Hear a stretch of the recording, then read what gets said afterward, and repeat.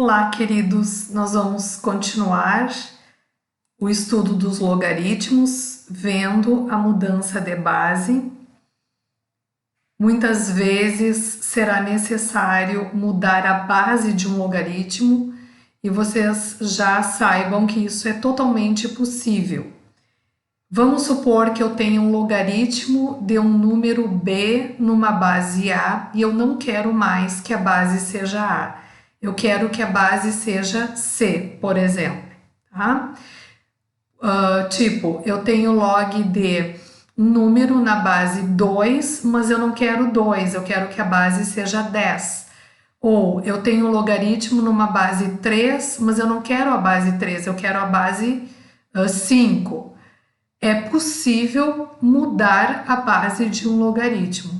Claro que agora talvez tu não tenha noção quando que tu vai usar isso, quando tu vai precisar, mas à medida que a gente for resolvendo exercícios, vocês vão entender o que eu estou querendo dizer, tá? Vocês mesmos vão se dar conta, poxa, eu tenho que mudar a base, essa base não é uma boa, eu preciso mudar para uma outra base, tá? Vocês mesmos, à medida que nós resolvermos exercícios, vocês vão entender e vão se dar conta sempre que for necessário mudar a base. Eu tenho log de b na base a, quero mudar para uma base c. Como eu faço isso? Eu faço logaritmo do b na nova base que eu quiser sobre o logaritmo da que era a base na nova base. Alguém vai dizer, poxa, mas agora eu fiquei com 2 logs e ainda um dividido pelo outro, vale a pena? Há casos que é decisivo se fazer uma mudança de base. O preço que a gente paga é esse. Ao invés de 1, agora eu fiquei com 2 logs, mas pelo menos não é mais base A. Agora estou com a base C. É assim que funciona, tá? A mudança de base. Vamos ver um exemplo. Vamos mudar para a base 10. Eu tenho log de 3 na base 2. Vamos supor que eu queira mudar para a base 10. Como fica? É só fazer o logaritmo de 3 na nova base 10, dividido pelo logaritmo de 2, que era a base anterior, na nova base. Assim, da base 2, agora eu tenho base 10. Base 10 é aquela que não precisa aparecer, tá? É assim que funciona sempre que nós quisermos mudar a base. Fazemos dessa forma e o que importa é que agora a base é 10, não é mais base 2, ok? Nós já vimos muitas propriedades nos logaritmos, né? Nós vimos propriedades fundamentais, vimos propriedades operatórias, pelo nome, operatórias são aquelas que têm a ver com operações, logaritmo do produto, logaritmo do quociente, logaritmo da potência, logaritmo da raiz, são as propriedades operatórias. Agora nós vamos ver outras propriedades que vêm em decorrência da mudança de base. Propriedades que são consequências da mudança de base. Primeira propriedade, o logaritmo de b na base a é o inverso do logaritmo de a na base b. Percebam, gente, que aqui ficaram trocados, ó, a posição. Log de b na base a é o inverso e aqui eu troco as posições de a na base b. Eu posso falar a mesma propriedade de uma outra maneira. Aqui eu tenho uma proporção. Se eu multiplicar os extremos, log de b na base a vezes log de a na base b igual a esse 1. É a mesma propriedade escrita de uma outra maneira. Ou seja, Se eu tenho um produto de dois logaritmos em que o b, que aqui está no logaritmando, nesse outro ele aparece na base.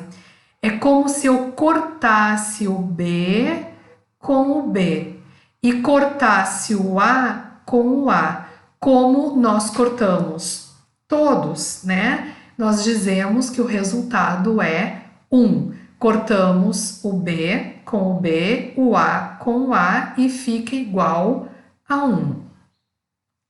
Esse cortar, ele é entre aspas, porque não existe essa propriedade, não existe essa operação de cortar, né? Por isso que é como se fosse entre aspas mesmo. Segunda propriedade, extremamente semelhante a essa aqui, ó. Eu tenho aqui um produto de 3 logaritmos em que cada um que está no logaritmando está numa base também. Então, eu cancelo o b com o b. Esse a logaritmando cancela com a base. E o c logaritmando cancela com o c que está numa base. Todos cancelaram. Então, o resultado é 1. Quando todos cancelam, o resultado é 1. Aqui, gente, a ordem em que as letras aparecem não importa. Vamos supor que o B estivesse aqui, ó, que o B estivesse aqui. Poderia cortar com esse, porém ele está aqui, então eu também cancelo. Não importa a ordem que aparece, desde que seja no logaritmando num dos logs e na base num outro log. Aí cancela. Logaritmando, base, cancela e o resultado é 1. A boa notícia é que não importa quantos logs nós tivermos, quantos fatores com logaritmos nós tivermos no produto. Sempre que quem está uma hora no logaritmando, outra hora numa base, cancela. Logaritmando, base, cancela. Logaritmando, base, cancela. Quantos forem os fatores do produto, o resultado sempre será 1. Facilita muito conhecer essa propriedade na hora de resolver um exercício. Essas propriedades, gente, elas vêm todas de mudança de base, de se fazer mudança de base. Vou te dar uma dica. Aqui a base é A, aqui é C e aqui é B. Experimenta mudar esses dois para a base A.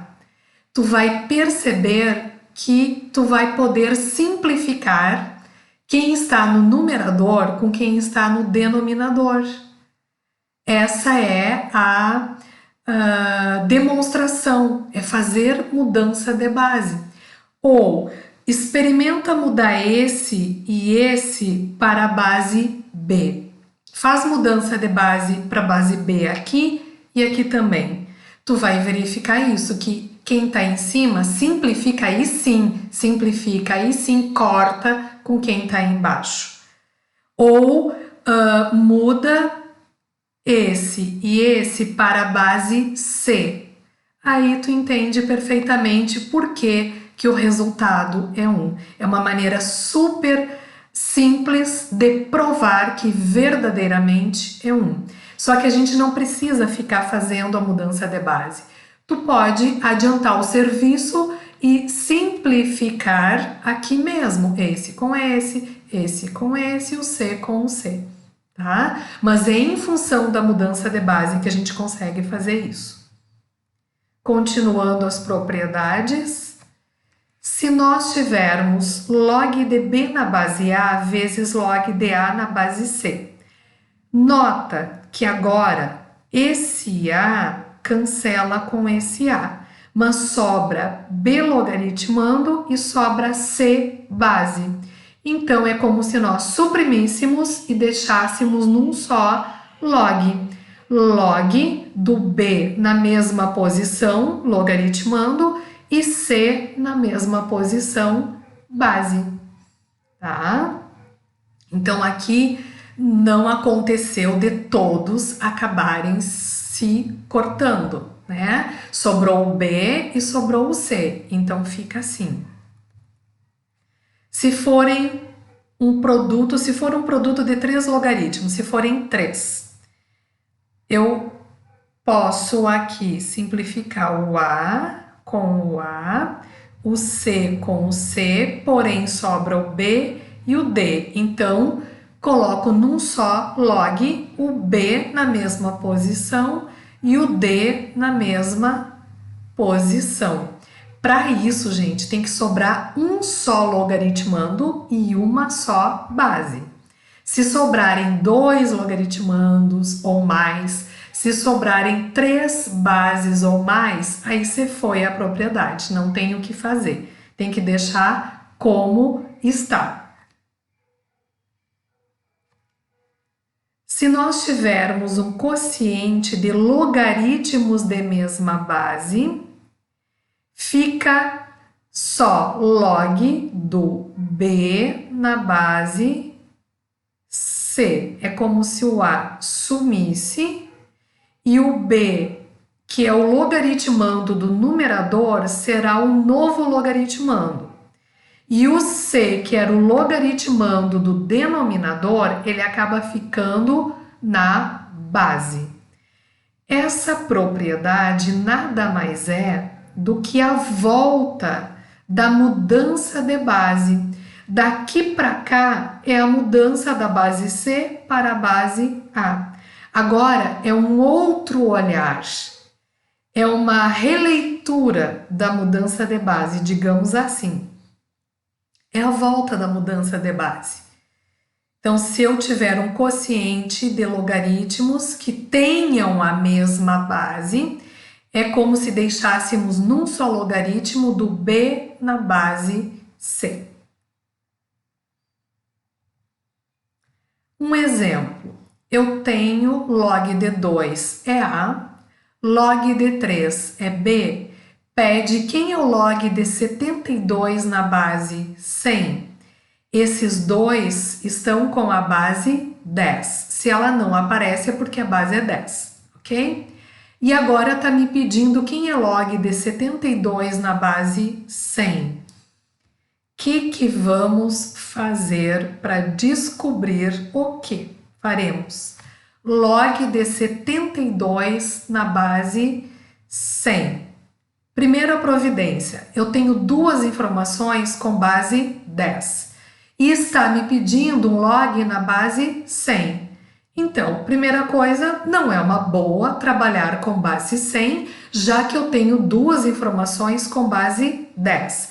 Imediatamente, eu posso mudar da base 100 para a base 10, fazendo o logaritmo de 72 na nova base, dividido por logaritmo de 100 na nova base. Alguém poderia pensar, eu não poderia dizer que 100 é 10 ao quadrado e usar propriedade operatória? Pode ser também, porque tu escrevendo 100 10 ao quadrado, tu consegue ter livrado 2, passando um meio para frente e multiplicando, tá? Ou faz a mudança de base assim. Muito bem, agora o que fazemos? Log de 72. Eu tenho log de 2 e log de 3. Ora, só nos resta fazer uma coisa. Fatorar, decompor o 72. Dá por 2 que dá 36, dá por 2 que dá 18, dá por 2 que dá 9, dá por 3 que dá 3, dá por 3 que dá 1. Fatoramos o 72 e o 100, já que a base é 10, 100 é uma potência de 10, é 10 ao quadrado. Seria interessante fazer isso. O 72 eu fatoro, 2 ao cubo vezes 3 ao quadrado, E o 100 eu escrevo 10 ao quadrado. O que faremos agora? Eu sei o log de 2, eu sei o log de 3 e aparece justamente 2 e 3. Isso é fantástico, porque com certeza nós estamos no caminho correto. Aí alguém vai dizer, Cris, e o 10? Eu não tenho log de 10, sim, mas por propriedade, tu sabe que a base é 10, então o resultado é o expoente 2. Isso aqui é 2, o denominador dá 2. Mas e o numerador? O que faremos, gente, com o numerador? Eu tenho agora o logaritmo de um produto, propriedade operatória. O que é o logaritmo do produto? É a soma dos logaritmos. Abrimos numa soma. Logaritmo do produto é a soma dos logaritmos. Beleza. Só que esse ainda não é o momento de substituir que log de 2 é A e que log de 3 é B. Não é o momento. Porque esse 3 me impede de fazer isso. Esse 2 me impede de substituir agora. O que eu preciso fazer? Eu tenho que me livrar do expoente 3 e do expoente 2. Então, tapinha na orelha do 3, passa para frente. Tapinha na orelha do 2, passa para frente. Ficando assim. Esse é o momento de substituir. O log de 2 é A, o log de 3 é B, então agora sim podemos substituir. Sabe por quê que aqui não convém substituir que log de 2 é A? Porque tu vai pensar que isso aqui seria A elevado na 3, que não é. Aqui, se tu substituir o log de 3 por B, tu poderia pensar que ficaria B ao quadrado, o que seria um erro, porque na verdade esse é o momento de substituir. Eu estou te dando um alerta, cuidado, nunca faz isso, tá? Não substitui aqui, não substitui aqui. Esse é o momento de substituir. O log de 2 é A, o log de 3 é B. E essa, gente, poderia ser a nossa resposta final, poderia ser o resultado final. Vamos supor que essa questão fosse uma questão com alternativas e tu chegando nessa resposta, a primeira coisa, olho nas alternativas. E lá nas alternativas não estivesse essa resposta. A primeira coisa que a gente tende a pensar é, errei. Encontrei 3A mais 2B sobre 2 e não estou vendo nas alternativas.